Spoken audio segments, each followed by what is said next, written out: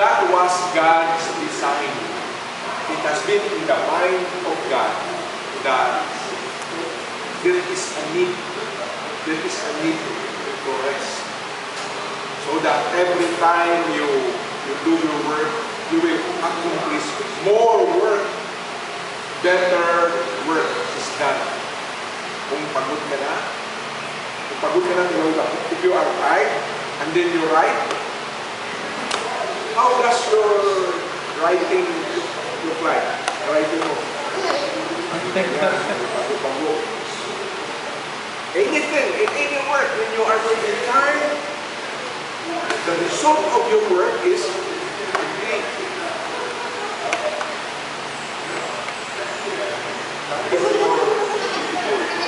So, pag nag-rest ka, God is telling us, with your rest, you will do your work better.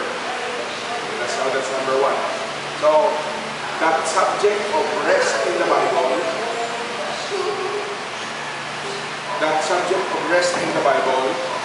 number one, for the physical body, to gather strength. So, while it is true that God is thinking about the body, for the body to rest, there is another, twin. While the body is resting, we are open for our spiritual life to be given food and blessing. Oh. Meaning God is telling us, if I want to bless your spiritual life, but your body is busy, you are busy, so dalawa, physical, one, spiritual. When I want to touch and bless your spiritual life, your physical life must be rested. It cannot be done that when you are busy, I cannot touch your spiritual life. So God is telling us, physical rest, because I will bless your spiritual life. Why? The principle is, kung busy, you cannot pay attention to the teacher. Kung mahina ka, hindi ka nagpamina, busy ka drawing.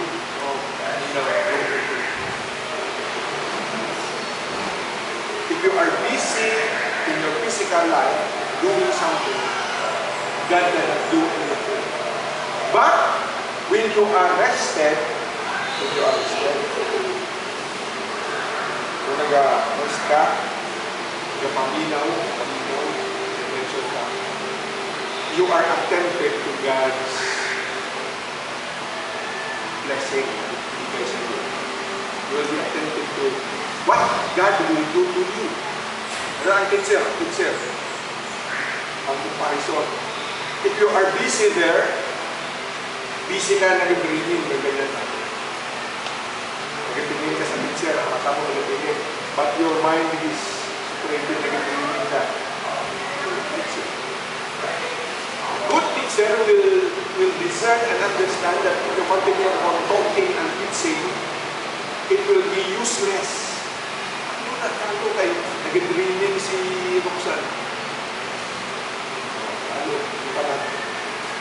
Nothing will get inside your mind. Ha? Kung busy si Christopher, ano? So, kailangan na-rested. You pay attention. So, ready ka. So, a wise teacher will know when is the right time to teach. When is the right time to continue on, go on teaching. Otherwise, the teacher has already explained. And the result, the students will move. You have to learn. Kung ako nag-galaw kayo, the good teacher must discern and understand. I will stop. And when the teacher stop, you can feel it. You need to pay attention. So, that is the principle in the Bible. That's why when God said, I gave you 7 days, 6 days you work, 1 day you rest, because that's the day God has chosen for Him to bless us. Not only for the body to be strong and to regain strength and to be refreshed. Also, another one is, ang most important, God will give blessing for our spiritual life. Why? If you are doing something and God will give you, will add blessing, you think that that blessing is because you are active. Oh no. God wants us to know that what God has given us, we have no part in it. Wala ka appeal. You have no part when God gives something. It's not because you have done your effort, you have strived. No. God wants you to rest that He gave. You will be thinking, it's not, I have no contribution, I have not done anything. Just God just give it to me. What is our proof? Our proof to that, si Solomon, sino kilala niyo si Solomon? A wise king, son of David. When God gave him a gift, what was Solomon doing? Yung sa si Solomon, nag-active sa work. God gave Solomon a gift when Solomon was asleep. Nasa Psalm 107, na-address nila sa Psalm 157, God gave to His beloved even when He sleep. And that is God's principle in the Bible. God will never do a work and give you something when you are active, because you might be thinking, it's because I am active God is giving me. This is a prize. No. If God gave you something, it tells you, be at rest. As the Bible is telling us, be still and know that I am God. I want you to know that I am God. Be still. Magpuyong ka, magagawin ka. Kung mag-active ka, God will do like this. Pag mag-active ka, mag-busy-busy ka, God will stop. But when you are still, God will do something. That's the proof is that every time Jesus will do His miracles, God used to do it. God did it during Sabbath rest. The time when the people has agreed that they will rest, God will perform a miracle. That is the reason why.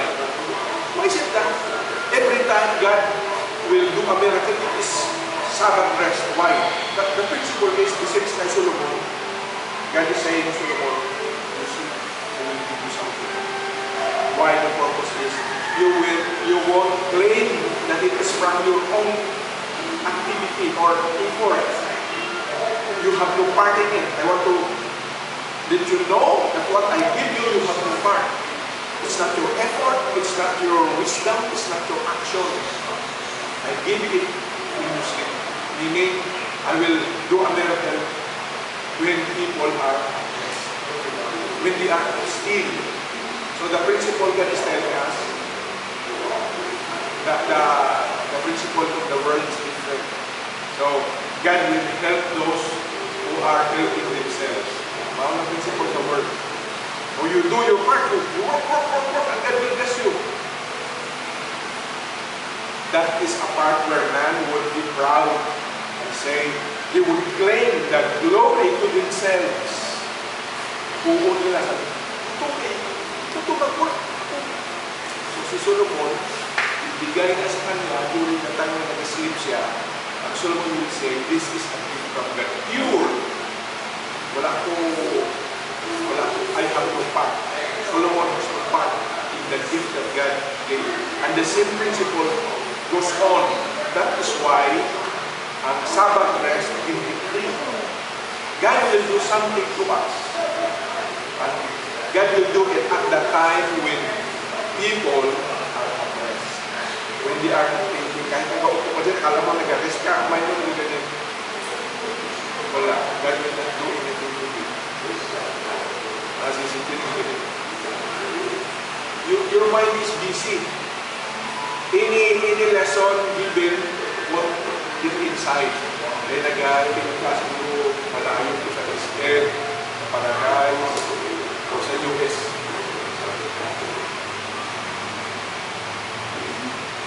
So if you are busy with yourself, it's not only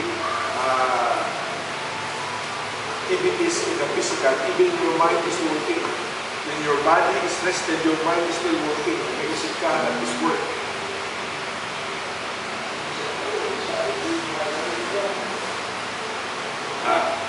Your mind is still busy. So that is why, many a times, before the blessing God gives us, bigyan ka muna problem. Ay kung hindi ka bigyan problem, maganyan-ganyan na ka. You believe in yourself, so mag-work ka.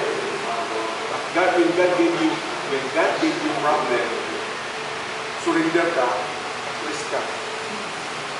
So that the principle is the same sa mga jury, sa mga lifeguard sa sea or sa pool, sa swimming pool.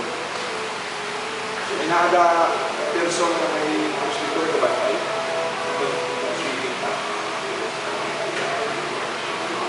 Kung ang skillful na lifeguard sa experience, pag ang tao, ang person, hindi persona, nag-swimming na siya na napulikat, pagigil ko din. Padumos lang. The skillful lifeguard will not jump immediately. Why? Siguro ako matawag. Jump na!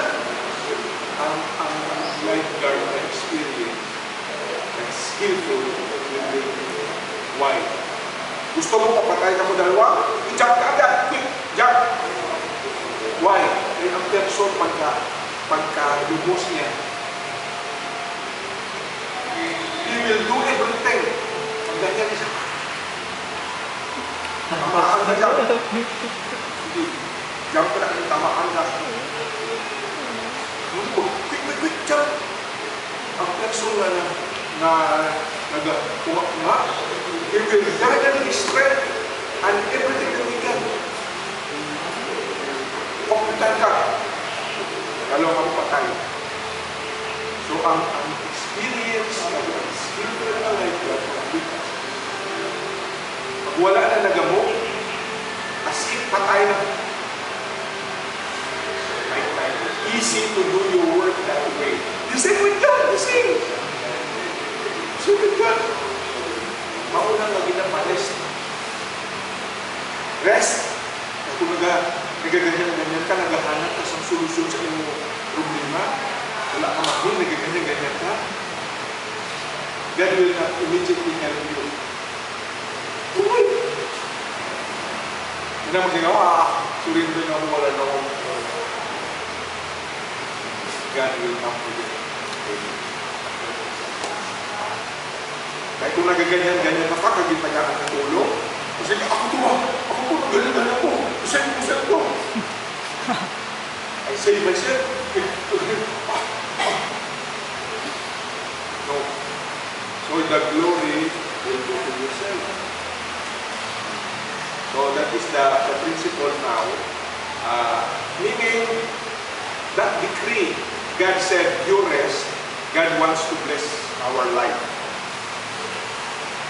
Because when He will not say you rest, I have told you, I decree 6 days you work, then 1 day you rest because I want to touch your life. I will not touch your life if you are busy doing the work. You will be confused, you will be thinking it's your own effort, it's your own skill, it's your own ability that you can be blessed. So, that principle is shown in the Bible why Jesus is doing miracle of healing during the time, and people will ask, this is Sabbath rest, why are you doing the work? Because that is God's way. When He helps the people, you have to practice it. And if you help God, mix na mix. Ako ang nagaluto, sa nagaluto ko, ako siyempre mo ka nagaluto. Tulungan mo, dalawa ka mo magluto, magkapit. Kung dalawa kayo ni Ruina magluto doon sa kitchen, tulungan sa ni Ruel, magkapit. Pag, ay, asin. Because, lagyan na ng asin ni Ruina, kahit ko din Ruina, indagdagan mo naman. At isa lang. Design na sa kat. Kulang ba? Kulang mo. So, what will you do? Rest pala. Still, so that you will know that I am God. Because when you are working, and I will work with you, you'll be thinking, there is no God. You will be wondering, you will be amazed that God can work with your honesty. Kung tayo mga Israelites, they look at their back, ang mga chariots, strong soldiers of Pharaoh. Where can we escape? Pagtingin nila sa left, mountain na mataas. Pagtingin sa right, mountain, taas rin. Pagtingin sa front, deep sea. Wala na. Tulong pa. Magising na sa ating na. Pag may problem sa left, right, sa likod, we will do our best to help ourselves. And in hamon tayo, you try to escape, try to do your best. But when you have decided that nag-conclude ka, wala na din. Fine to. Then you surrender, that's the time that will come. Sabi niya, so God will not wait for that. He has decreed. Man, you need to rest. Good for physical body, better for our spiritual life. Ang body, our body just follow our spiritual state. Kung ang spiritual life mo okay, the body follows more. Even though the body is strong, but you are weak spiritually, tomorrow you will see. You have problem. The problem of the body. You are a young man, muscular, sick, but your spiritual life is zero. Wala kang gabi man, baka sa akin, level 12, computer ka pa. Kung baka sa nagasigasigad na club. Hindi yan tayo mag-1 year, hindi yan mag-1 year. So, kung ang yung spiritual life, even though how good your physical body, hindi yan magtagal. At kasakit pa yung pagkakabili na ito.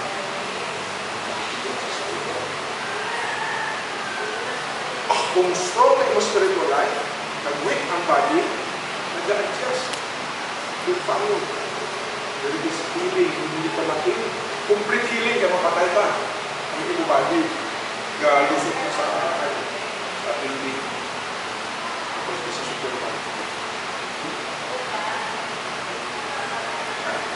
So, okay.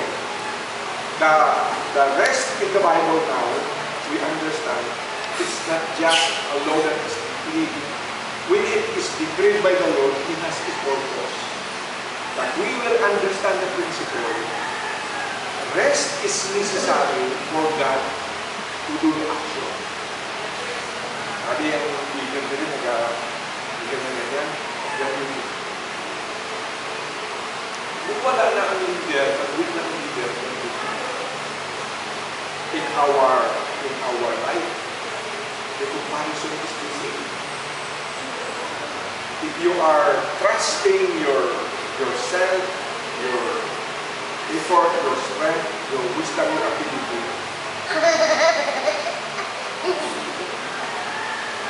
kung wala ka na surrender ka na, God will come to you. Kasi na sa pagmamag na nagalang ko yan, na natulog, na nalungos siya, He will do everything. The lifeguard, the person that will save him, the right time, there is a right time when you are not thinking of him. Makapatay.